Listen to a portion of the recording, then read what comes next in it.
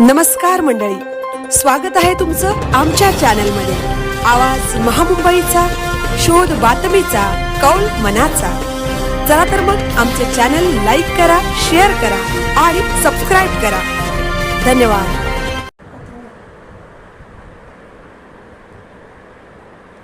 2026 मध्ये मान्सूनवर एल निनोचा प्रभाव राहण्याची शक्यता असल्याने देशात आणि महाराष्ट्रात सरासरीपेक्षा कमी पाऊस पडण्याचा अंदाज आहे। स्कायमेटने वर्तवलेल्या अंदाजानुसार जून ते सप्टेंबर या काळात दीर्घकालीन सरासरीच्या केवळ 94% पाऊस पडू शकतो।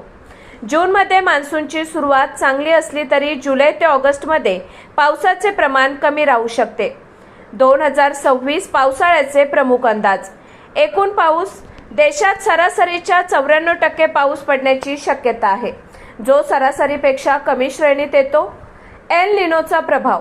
पॅसिफिक महासागरातील तापमानातील वाढ मान्सूनला कमकुवत करू शकते, ज्यामुळे पावसाचे वितरण असमान असू शकते। महाराष्ट्राची स्थिती। महाराष्ट्रातही सरासरीपेक्षा कमी पावसाचा अंदाज असून ऑगस्ट-सप्टेंबरमध्ये पावसाचा जोर कमी राहू शकतो। सुरुवात।